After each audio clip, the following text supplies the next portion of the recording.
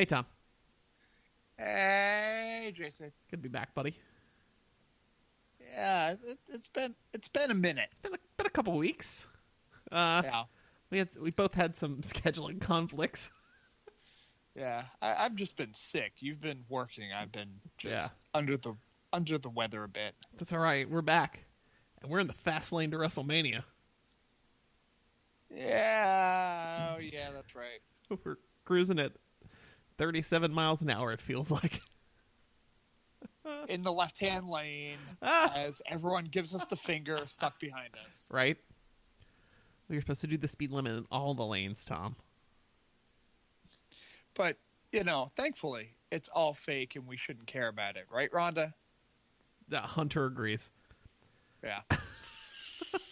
So this week on the show, we're going to get you ready for Fastlane this coming Sunday. In the pay-per-view marathon, that is the time between Royal Rumble and WrestleMania. Because we need a pay-per-view to stick in the middle there, just because this is the second. reasons. This is the second one stuck in the middle. We already had Elimination Chamber. Our last episode. Oh, yeah. Our last episode was previewing Elimination Chamber. That was 2 weeks ago. Yeah. We had a pay-per-view 2 weeks ago. Why is there one now? What is happening? There's not even a brand split that we can kind of excuse that. Ugh. There is, but we just ignore it now. It doesn't apply to pay-per-views or anything else. Tom's going to get real depressed. You'll find out why. WWE, in my opinion, needs to hire new graphic designers because they released the world's worst WrestleMania logo today. Because WrestleMania is going to be in Tampa in 2020. It's not bad. It's awful, dude. It's so bad. All right, we'll get to it. That bald effer, Ciampa, broke his neck. Talk about how that factors into lots of things. And so much more. Right, Tom? Yeah. All right. So let's, I feel we should just dive in, right? Yeah. Yeah. I'm sorry. I'm not going to be super overly reactive. I'm still on medications and those type of things, and that's going to be my excuse, even though I've probably been off that for a little. That's all right. But all right. I need you to do something before we dive in, though. What's that? Can Jason? you ring the bell for me? Sure enough, brother. You're listening to the Cheaters Never Pin podcast, a proud part of the Section 328 network, bringing you all the best in wrestling from WWE, New Japan, and beyond. Now, live from ringside, it's Mr. Workrate and JC. Oh, buddies! It's the Cheaters Never Pin podcast. My name is JC. Here next to me at the commentary table to the stars is my good buddy, Mr. Workrate, Tom. Great to be here as always, JC. Isn't it? I want everyone to enjoy me right now before they have utter disdain. So this episode's going to come out Friday morning. By Friday evening on Twitter, I feel like I'm going to be blocked, muted, and unfollowed 300 times. I'm going to be insufferable tonight. Yeah, maybe. I don't know.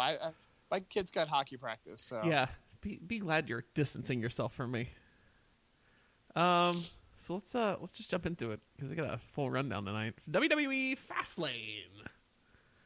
This is Sunday from somewhere. I'm not even sure where this pay-per-view is. Do you know where it is? Let's find out. In America, damn it. It's in Cleveland, Ohio, from the Q, Quicken Loans Arena. There we go. That's where the king is from. What king? Oh no, That's the king is not technically from there. He just loves tea from there. what? There's a big Browns fan and Cleveland Indians fan. Yeah. Well, the Miz and Dolph Ziggler are from there. I knew that much. Yeah. I had no Lawler connection to that. So. No, Lawler just likes the teams. Okay.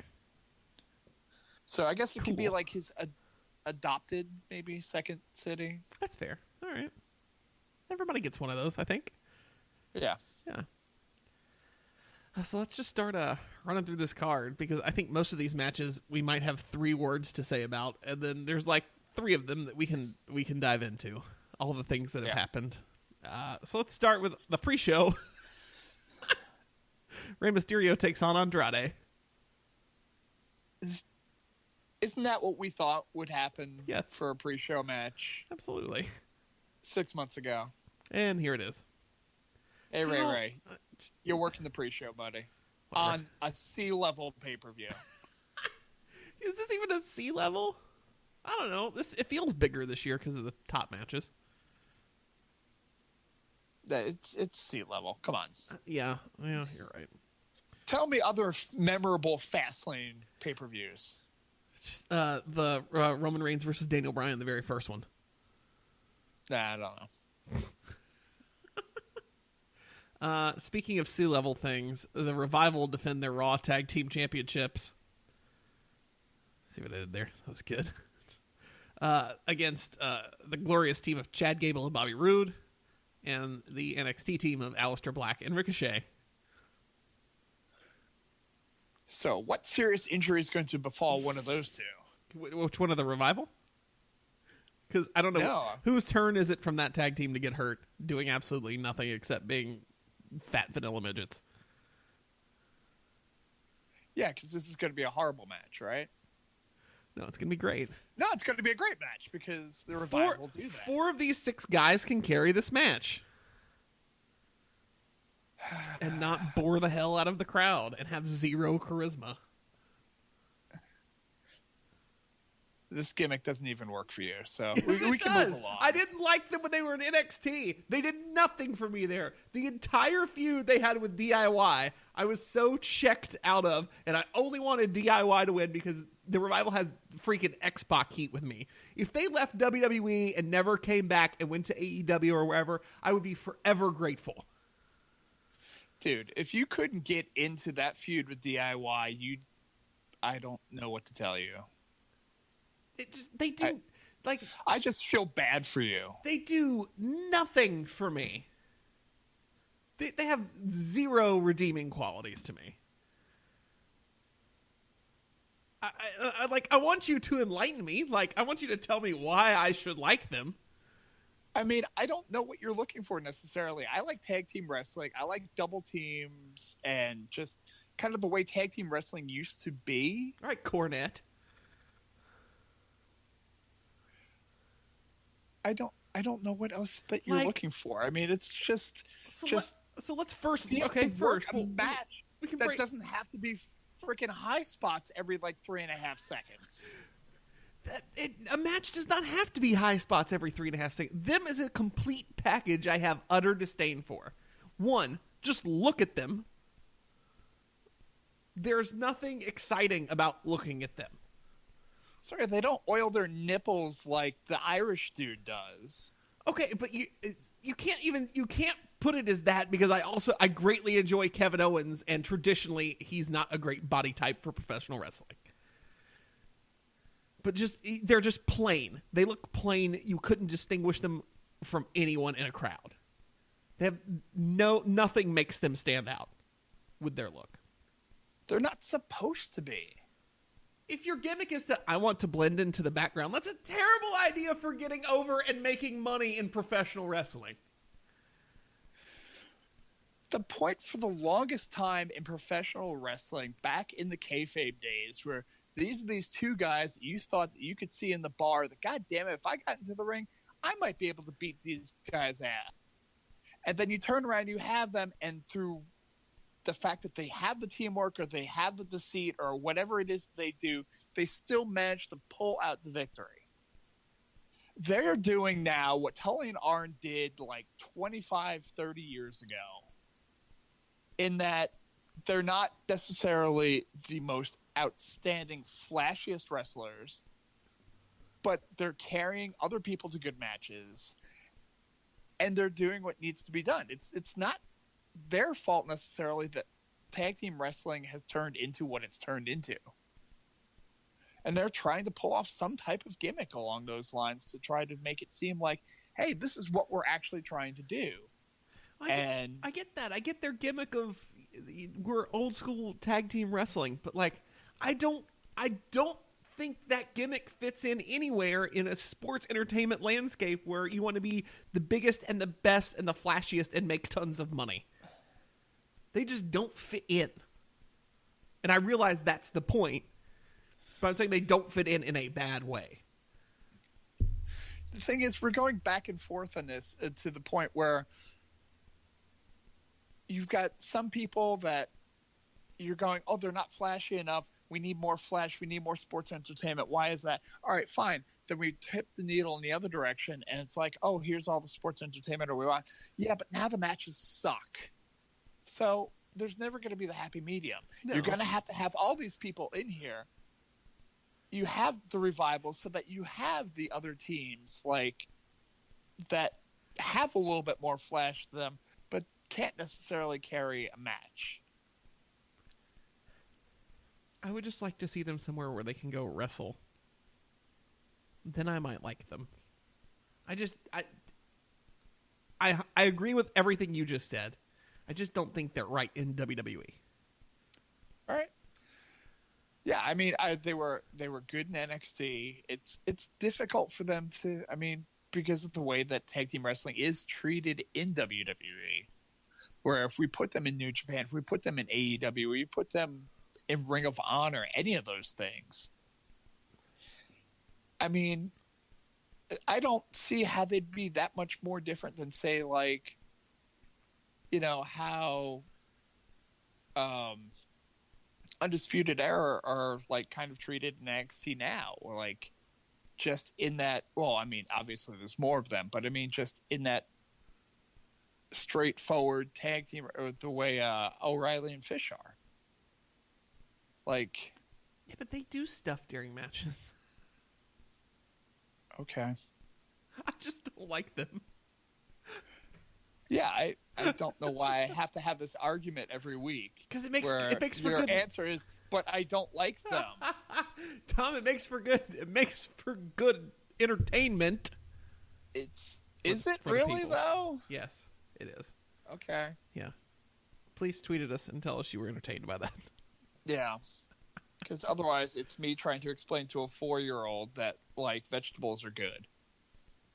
They're not, though. Yeah, exactly. Tom, have you ever once seen me eat a vegetable? Think about our entire relationship. There's vegetables in that Hawaiian bun, melted cheese. No, there's not. It's ham, cheese, and butter. Poppy seeds are a vegetable, right? All right, we'll count it. Who is going to be the Raw Tag Team Championship come midnight Sunday night?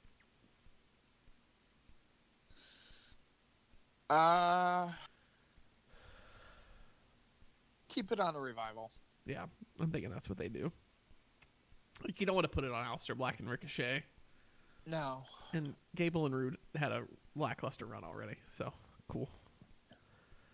Let's see. Oh yeah, here we go. Asuka defends the SmackDown Women's Championship against Mandy Rose. Cool. Yeah. What a match. Can't wait. I can't wait for Mandy Rose to beat Asuka on a pay-per-view. Just to see the neckbeards just lose it. I want it to happen. This is my want to see the world burn match of the night. I love Mandy just because it's tearing the internet wrestling community's brain apart so badly of having somebody get pushed that hard that doesn't have the talent of the other wrestlers, but at the same time that they don't ever not want to see on television so that they can have their fantasies too. It's amazing. Like, I'll give Mandy credit from when she started in Tough Enough to now. Like, she's fine. She's serviceable. She's fine. She can hold her own in the ring. I don't ever want to see this match. It's just, Asuka can carry her. Great. But I'm just like, cool. Asuka retains and then is on the pre-show at WrestleMania. This is what's happening, isn't it? And to be honest, I mean, the thing with Mandy too is like, if we look at this in a different era, like, and it seems like Mandy's a hard worker. At least she's trying. You know, she's not half-assing it. So, I mean, is she basically, and God forbid I offend anyone with this, but is she taking the Trish Stratus route of, you know, basically eye candy at first and fitness model to actually getting stuck in the ring and doing minimal amount that she needs to get done, and then progressively getting better and better and better as time goes on, and will end up actually being a good wrestler, not necessarily a great wrestler in the context that we look at it now. I mean, we're spoiled now where we see so many polished, good women's wrestlers that could wrestle intergender matches and things like that. This isn't like, say, 2001 where Mandy would be a top wrestler in the division. Right. I can see her on that trajectory. Yeah. And I think, and like you were saying, like, I think she respects it and works hard enough to do it. So, I'd be excited. I'd be excited if in 3 years Mandy's having, you know, consistent 4-star pay-per-view matches. Yeah. That'd be dope. I mean, and I don't think they necessarily even care if she can do that. But I think it's just a matter of looking presentable and not, you know, botching everyone. Yeah. Just manage to have a decent match out there on a regular basis and do all the photo shoots and things like that. And I know Vince sees, like, dollar signs when he looks at her. Well, of course. Can you blame him?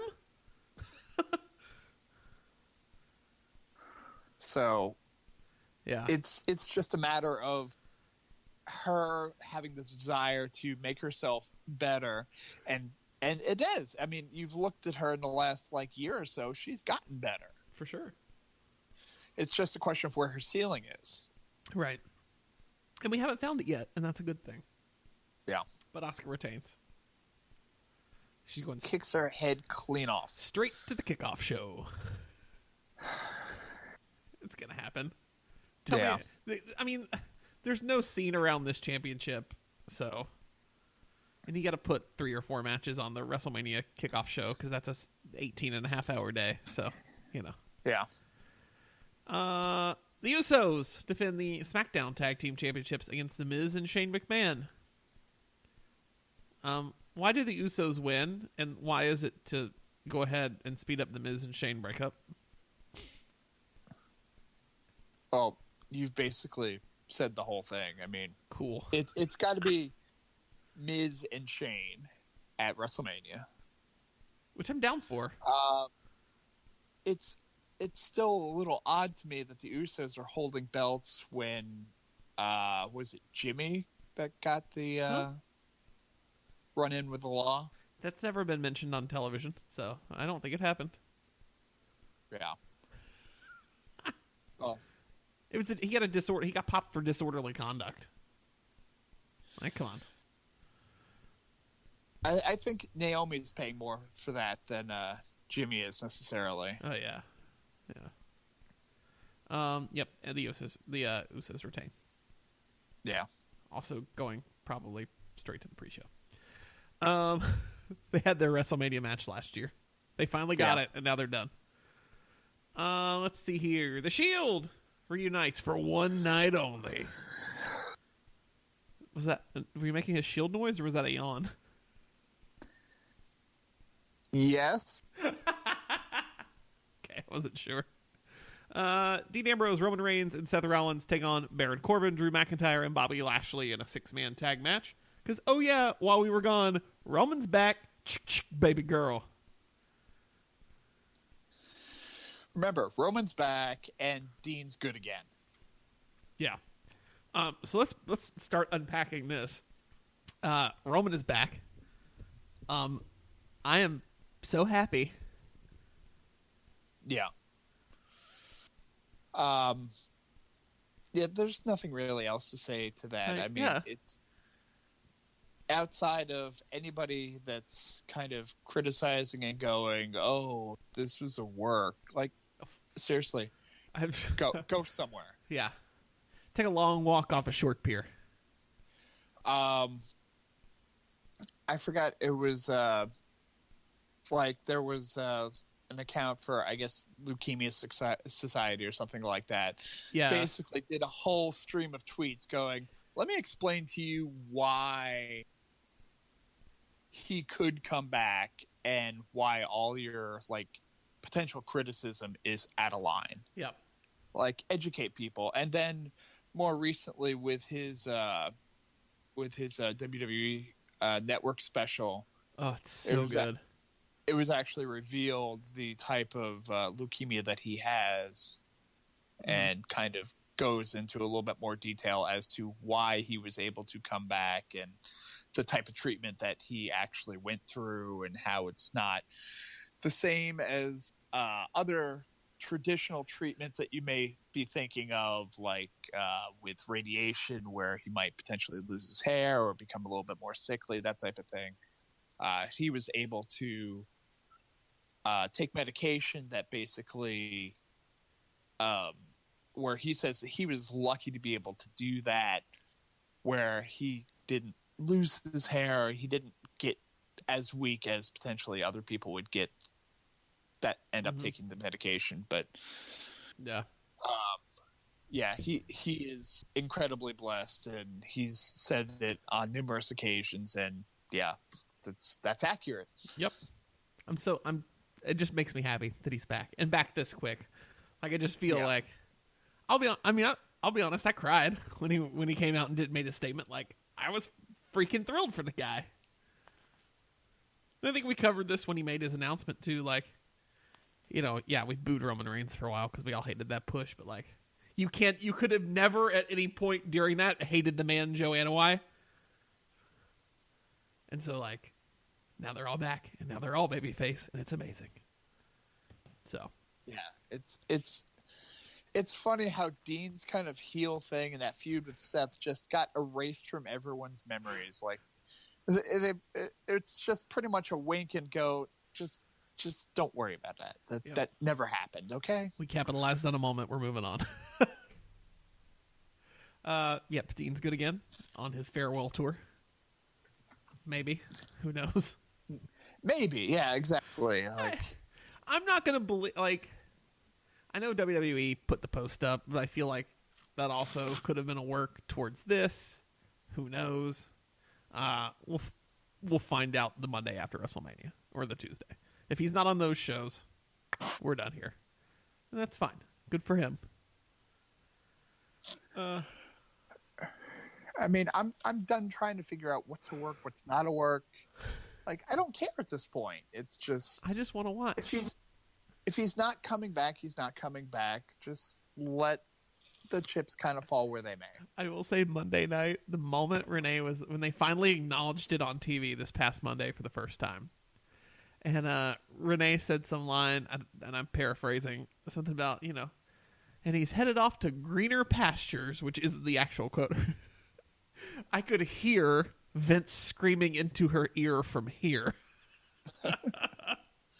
Because then it gets really quiet for a second, and then Corey just chimes up, goes, "What do you mean greener pastures? This is WWE." I was like, "There's Vince." God damn it! I was like, "Oh no." The Shield will obviously win this match. Yeah, because, I mean, yeah. If you don't put them over in this match, you've ruined everything. Just what a downer that would be. No, they're going to have Roman turn and just ruin everything. Oh my God. How amazing would that be if this is the Roman Reigns heel turn? After all this time, and you have this mega baby face back. No, it's a swerve. This is what you all wanted. Yeah. Cool. You were just going to go back to booing me anyway.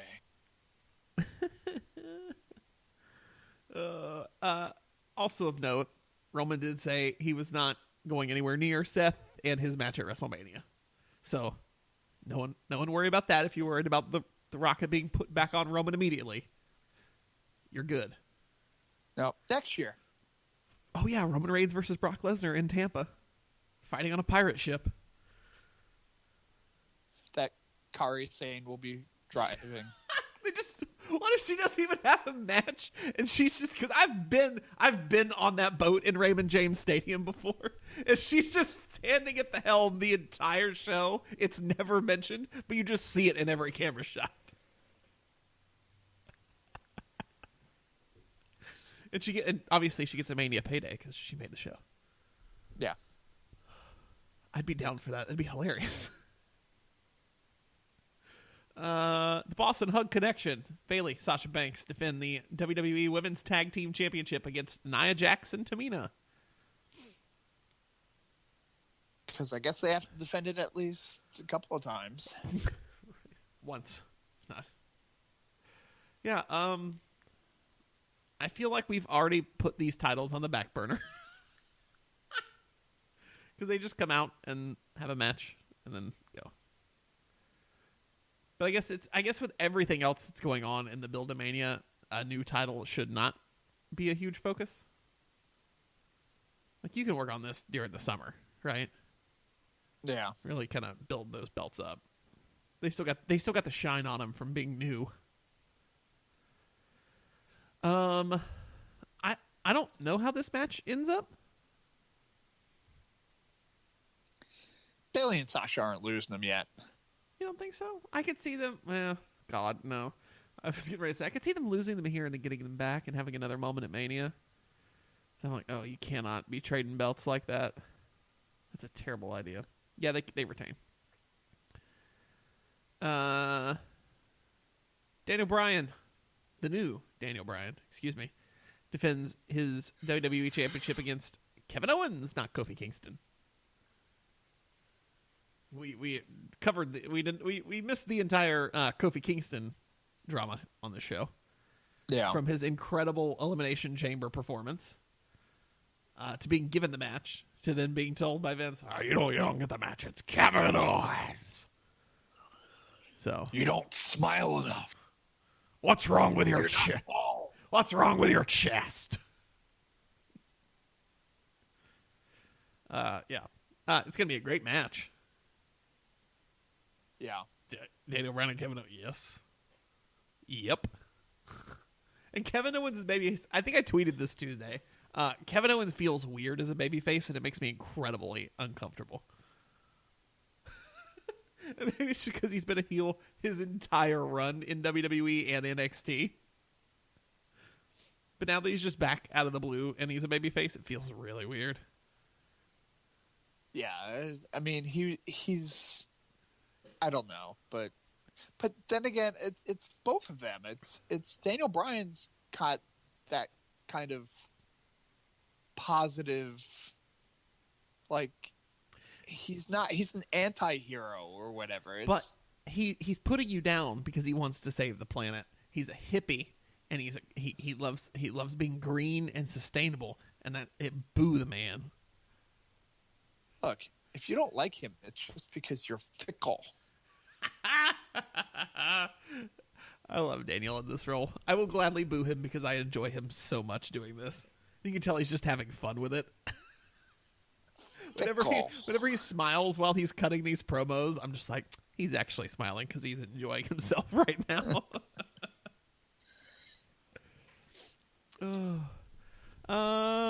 Bryan retains. Yeah. He doesn't lose that strap until Mania. To Kofi Kingston.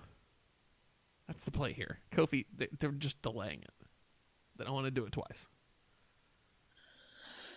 They're going to Daniel Bryan.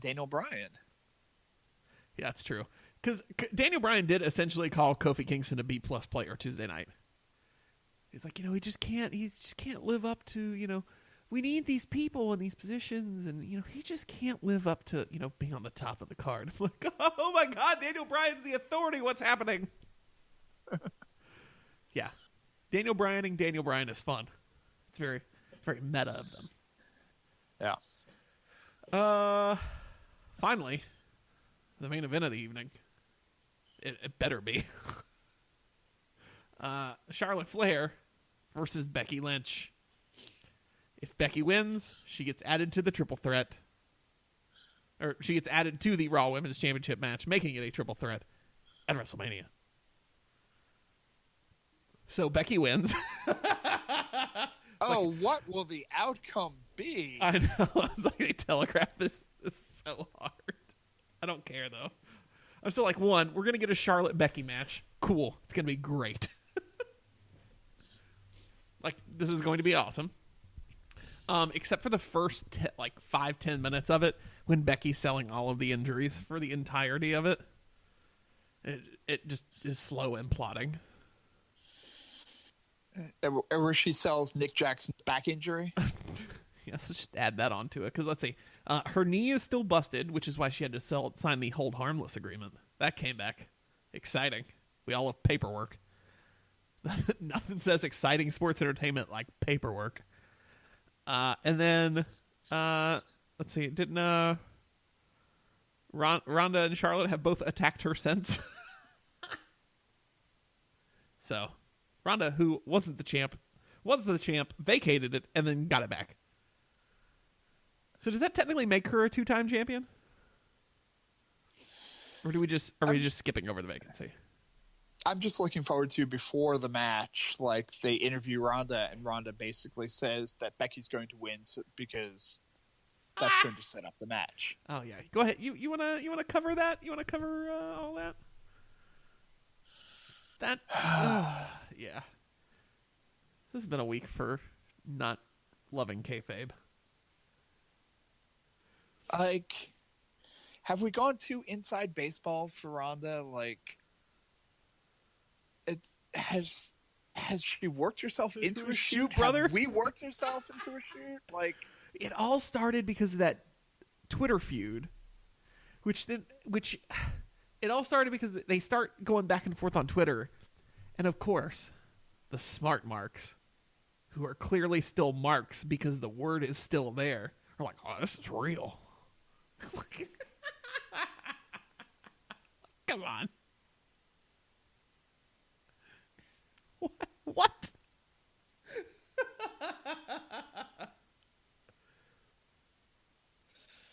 And then today's YouTube thing. I haven't seen that yet, so fill me in. Oh, no? Okay. Oh, yeah. Go ahead and go ahead. Yeah. Oh, is this Ronda saying F the WWE Universe? I did see this headline, now that I think about it. I love how we're now like, now we're going to make Ronda a heel. Everyone loves Becky. She's going to climb the mountain against both of them. My favorite thing is on the main page of ProWrestlingSheet.com, which talks about the article, the picture of Ronda on it. She has like the biggest derp face. Hold, please. I haven't been to Pro Wrestling Sheet yet today, so let's find out. I wonder if it's the same still I saw. Is it a still from the video? Yeah. Oh, God, yeah, it is. It's the first image that loads when you go there.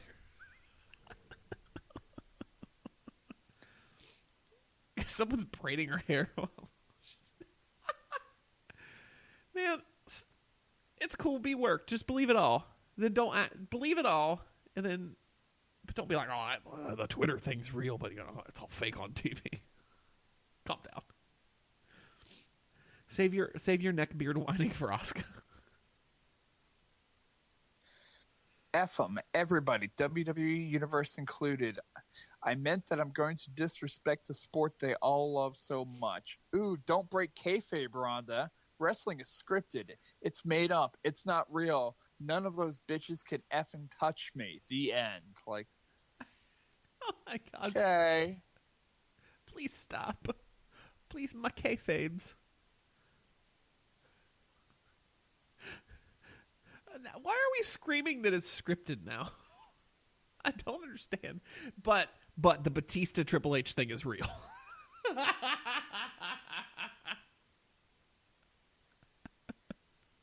I'm so confused.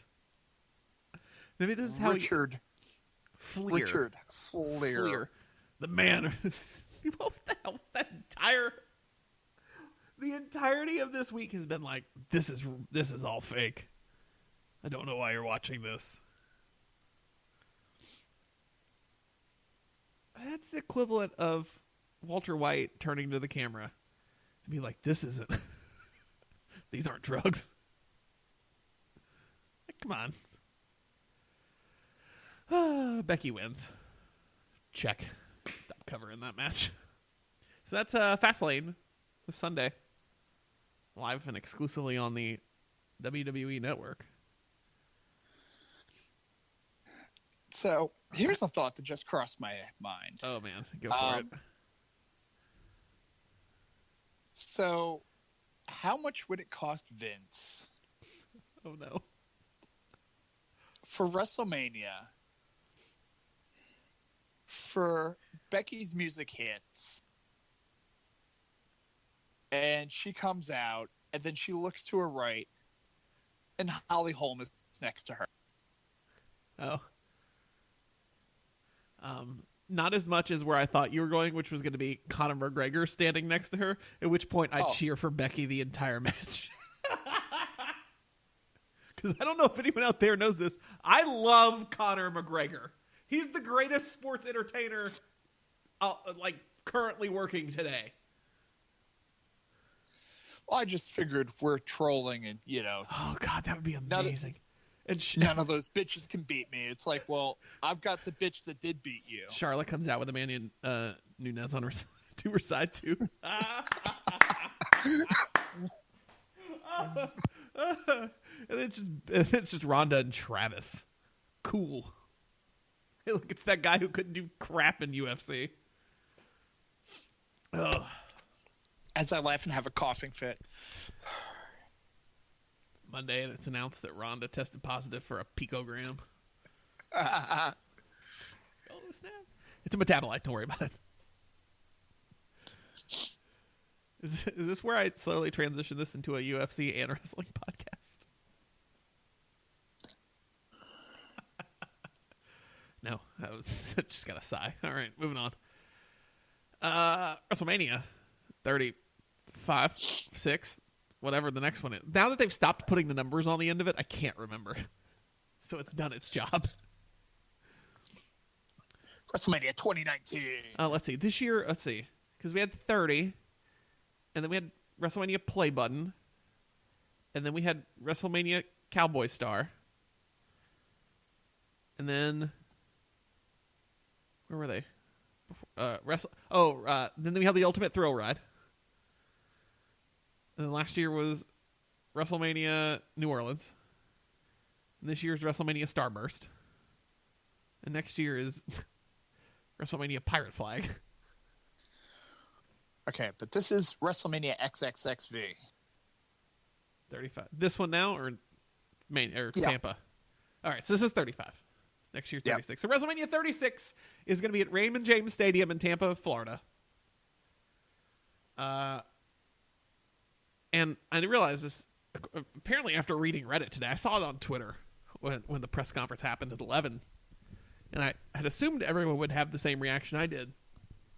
But then looking at Reddit this evening, I was wrong. I think this is the worst WrestleMania logo of all time.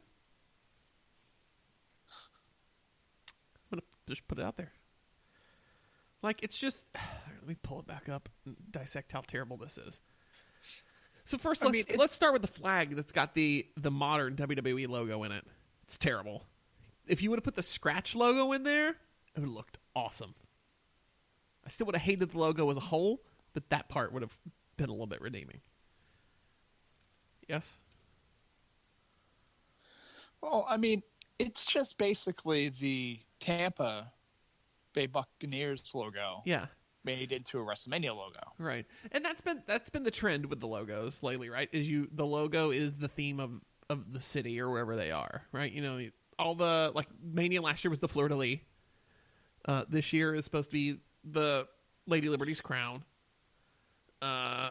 Play button was because Silicon Valley, because, you know, YouTube. This Dallas Cowboys star, and then a theme park because Orlando.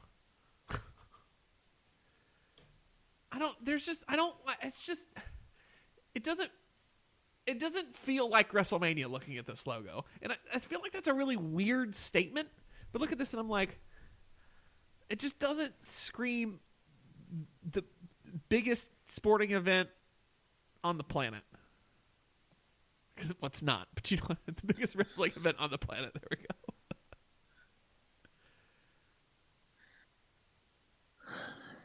Yeah, I mean, I don't know. It's fine to me. I know you have the issue with it. It's just I don't know. It doesn't feel. It feels like really gimmicky, and it makes me uncomfortable. So that's WrestleMania in Tampa next year, which Raymond James. We covered this talking earlier, but Raymond James Stadium already has a giant pirate ship in one end. Building this, that should be easy. Yeah. That pirate ship's so cool, though. Have you ever been to Raymond James? No. Yeah. It's a very nice stadium. I've been to Treasure Island in Vegas, though, so it's pretty much the same. Yeah. I had the pleasure of spending quite a bit of time in that stadium 2 separate times over 2 years. And it's a really nice facility. Now, of course, this was almost 10 years ago. Jesus. So I'm sure it's even better now. Really nice locker rooms there too. Like at least I'll be getting dressed in style. All right. Anyway, stop that diatribe. Let's see what else. Before we get to our first ad read, Tom, do you want to do the thing that's going to make you really depressed before or after the ad read, Tom? Should we do it? We should do it after. Okay. I need peppy Tom for the ad read, right? Because it would be really sad if Tom was sad when I told you that today's show is brought to you by Audible. Audible. Oh. Yes. Have you heard of them? I've heard of Audible, and I enjoy listening to books, especially now that I have a pretty decent commute now. It's about a half hour each way. Yeah. So. Well, that's perfect because Audible is Audible is offering our listeners a free audiobook with a 30-day trial membership. Just go to audibletrial.com/cheatersneverpin, browse the unmatched selection of audio programs, download a free title, and start listening. It's that easy. Just go to audible.com/cheatersneverpin to get started today. Are you listening to a good book from Audible right now? I mean, there's a lot of good stuff to listen to. Go with one of the classics. Peter Rabbit. I guess it gets Tom going on the way to work. Maybe something a little bit longer than that. Green Eggs and Ham. No, I read it a while back. I'd love to hear it as an audiobook, though. I thought you were talking about Green Eggs and Ham. Sorry. No. I tell you what, though, and I will say this now. I've listened to audiobooks of children's books. Okay. And first of all, I enjoyed reading to my kids, and I get into it, and I do voices and things like that. Some people aren't as good at that as I am because, I'm great, but other people aren't me. When you listen to audiobooks of children's books like that you can find on Audible, you hear people telling these children's stories and doing it so well. It's like going to library time and hearing all the voices. And I can't remember which Dr. Seuss book off the top of my head, but I know Kelsey Grammer did several Dr. Seuss books. Oh, that's cool.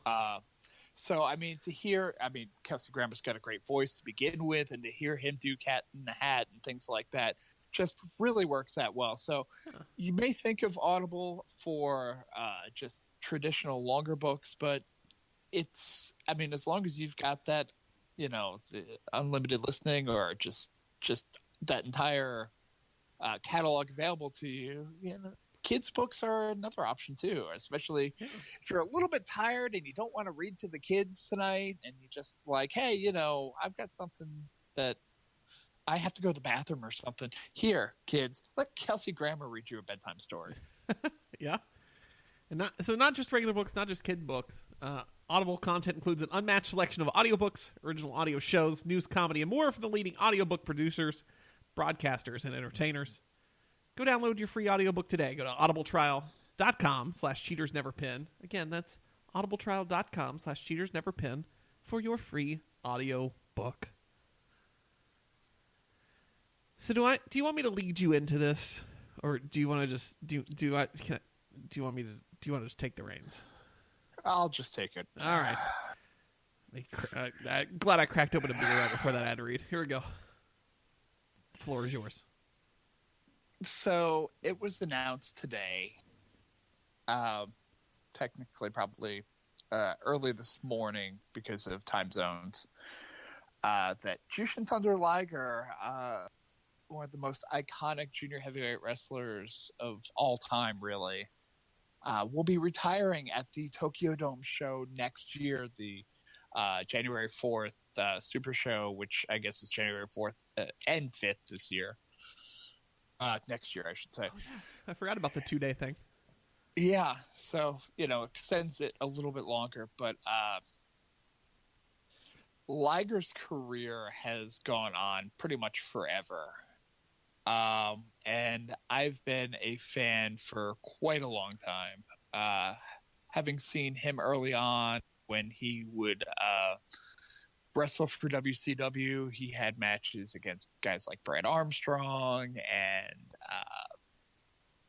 Brian Pillman and just other cruiserweights from the WCW era.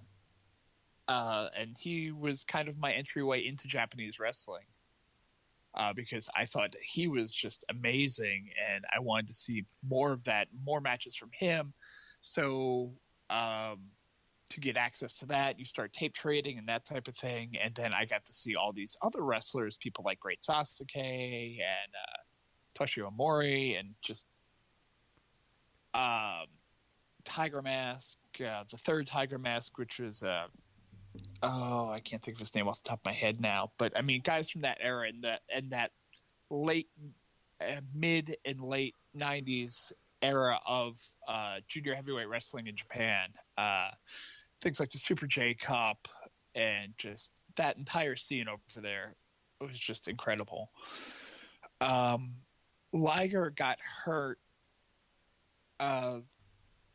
midway through his career, and he ended up changing his style. He was more a high-flying wrestler back at that time, and due to his injuries, he ended up changing his style to kind of a more of a strong style, with more palm strikes and doing a few more submissions, that type of thing, but a little bit more ground-based, and with the kicks and the strikes. And it realistically extended his career a great deal, because if he had stayed as more of a high-flying wrestler, I don't think his career would have lasted as long as it did. And he just had a really good match with I'm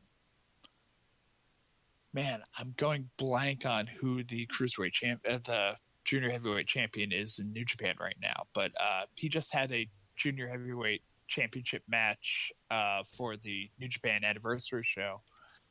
And I mean, the guy is 52 years old.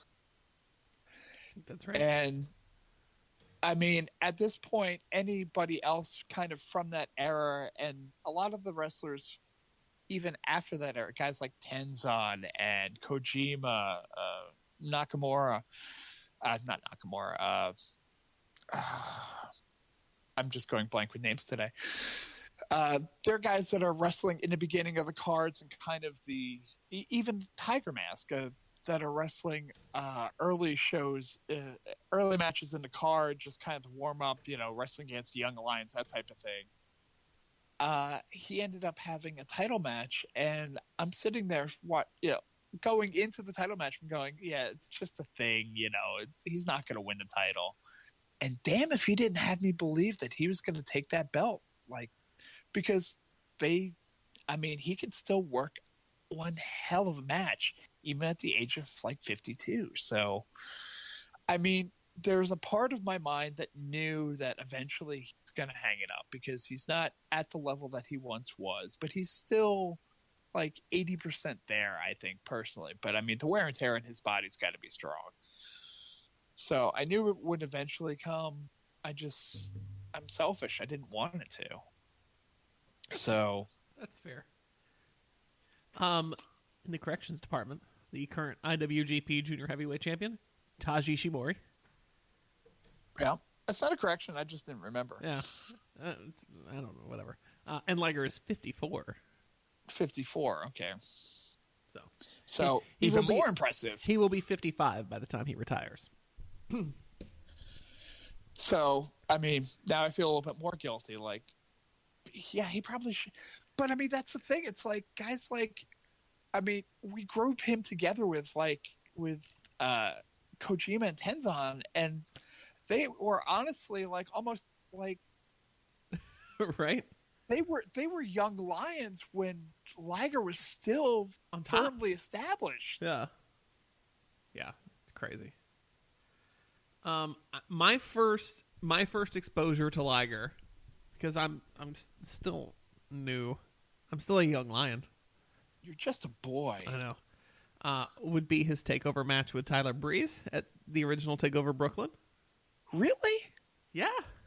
I squeaked when I did that, but wow. Okay. Yeah, that'd been my first experience with it. And of course, when I heard, when they announced it, I knew the name. I know who he is. So of course, then I go back and kind of look about a bunch of stuff on YouTube and all, and go, wow, all right, this guy's legit. And one thing led to another. I started watching New Japan, and then you and I became friends. And I start waving VHS tapes in front of you, going, "Here, see this." And I get to hear your wife sing Liger's theme song, Still on my phone. Of course. So yeah, I'm sure when January rolls around, we will certainly kind of go more in depth on this. But yeah, but that's huge news. That's big news. It's big enough news that my mother texted it to me this morning. My mother, who knows nothing about New Japan, it came up in her Twitter feed, and she was like, "Did you see this?" I think she even tweeted it at the show account and at me. Yeah. So I wake up and roll over and see this tweet that she sent to me, and I just see the picture of Liger, and I'm like, "Oh my god, is he dead?" Because that's the only time I would ever expect my mother to be like, "Do you know who this is?" So, yeah. So, happy he is on the Dean Ambrose retirement plan, announcing it, and the farewell tour begins. He is performing. He was confirmed to be at the WrestleCon Super Show before Mania. So, yeah, and he'll be doing some other performances too. He'll be kind of bouncing around. I think he's doing some stuff in England too. Yeah, think he'll end up in WWE one more time. I think they might give him the call and be like, "Hey, if you're going out, come on, one more." I don't know. Probably not, but it's the quick hits time on the news here. Rock and Roll Express is confirmed to be competing against LAX at Joey Janela's Spring Break. Speaking of events before Mania. I just wanted to say it out loud because it's real and hilarious. I love that card so much because just the random crap that Joey puts together. Oh, it's so amazing. It's been the highlight show the last 2 years, right? Yeah. But here's the thing. Here's what I'm most concerned about. The Invisible Man is now dead. So How are you going to replace him on that card? Guess you missed that piece of news. GCW killed off the Invisible Man. Let's see. Oh my God, they're doing 2 shows this year for Joey Janela Spring Break. There's Joey Janela Spring Break 3 and Joey Janela Spring Break 3 Part 2. I can't find a card quick enough. But yeah, I just want to say it out loud that was funny as hell. That bald effort Ciampa is having an anterior cervical spinal fusion. That sucks. Yeah, that's not good. Yeah. Especially with... God, they put so much story stuff up in the air. The Ciampa Gargano feud, man. It's like every time, all right, we finally got him back together. All right, now we're gonna, we're gonna build towards Mania and have him turn, and then Johnny's finally gonna come out on top. Nope, ain't gonna happen. That's the problem with slow builds. That it's gonna make life it so happens. when it finally happens, which now it'll happen on the main roster when it happens. It's gonna be amazing. And then thankfully, this is gonna be awful. In our 2 weeks off, everybody decided to not die. But then they heard we were going to do the show this week, and 2 people did. Yep. King Kong Bundy passed away this week. And who else? I didn't write it down. Dick Bayer, the There we go. Destroyer. Yeah, that news was from today. Yeah. So I'll touch on both because that's my job here. Yes. Or historian. Yeah. I'll hit Dick Bayer first. The Destroyer pretty much was more of an old school wrestler. He was done wrestling by the mid 80s. And when he passed away today, he was 88 years old. So it kind of gives you a time frame. He began wrestling in the mid 50s. Wrestled in the AWA in the mid 60s to 70s. Had a good run there. Actually won the AWA World Heavyweight title once as Dr. X. Dick Bayer was more known for his iconic mask, this white mask with red outlines around the eyes and larger mouth kind of thing. It's kind of hard to describe on a podcast, but if you saw the picture, you would go, oh, that guy, pretty much. He was probably most known, as much as he was known in America for wrestling in the AWA and that type of thing, he was probably most known in Japan, basically, for wrestling over there. Wrestling Giant Baba in huge matches, and also wrestled a match against Rikidozan, who was pretty much the father of Japanese wrestling, in a match that was watched supposedly by 70 million television viewers in Japan. So, like, pretty much almost anybody who had a television in Japan was watching the Rikidozan Destroyer match. Mm-hmm. So he's just completely iconic. He ended up he was so renowned in Japan that he ended up getting the Order of the Rising Sun, which was a huge medal from the Japanese emperor, given for a lifetime spent promoting goodwill and bicultural exchanges between Japan and the United States. So cool. His style of wrestling, if you just look on Twitter, just kind of do a search, you can see all kinds of wrestlers talking back about so many of the things that Dick Bayer brought to that we see commonly today are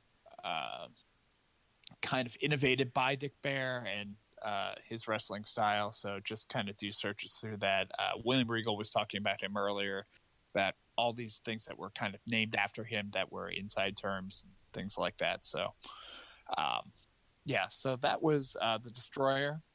King Kong Bundy.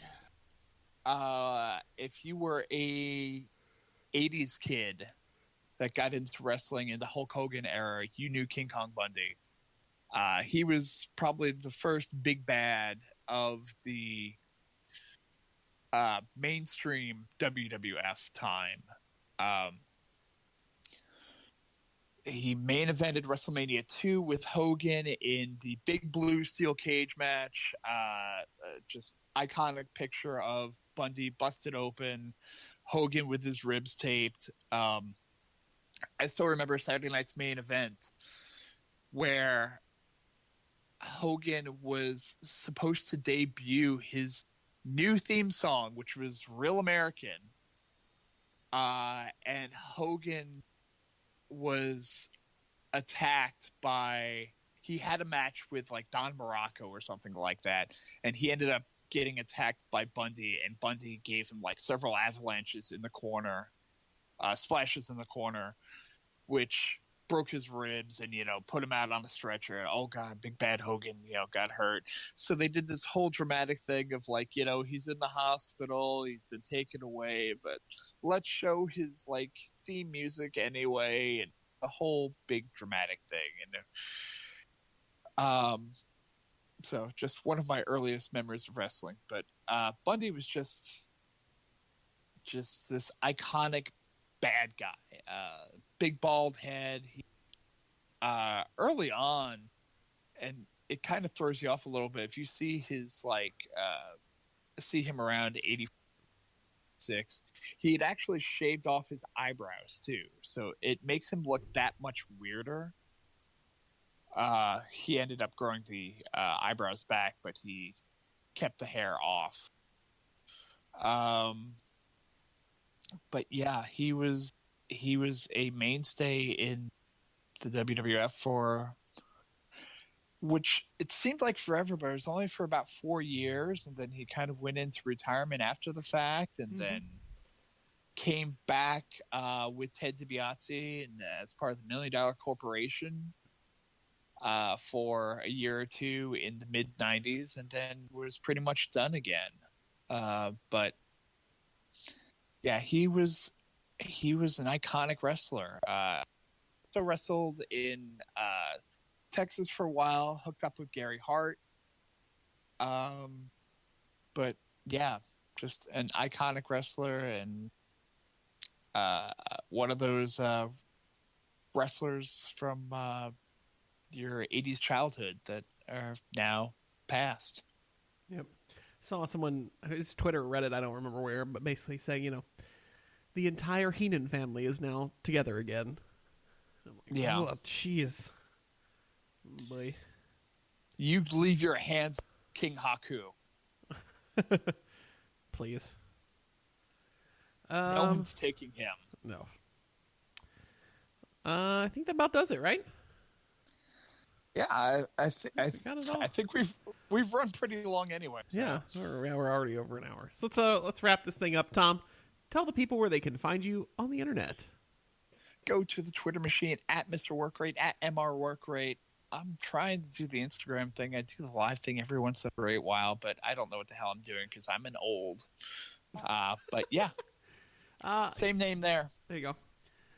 You can find me on the internet at JCBobbitt, JCBOBBITT, on Twitter or wherever finer social media is pervade. You can find the show on Twitter at CheatersMVRPin. You can find us on Facebook at CheatersNeverPin. You can give us a big blue thumbs up and show us that you like us. And we're also on Instagram at CheatersNeverPin.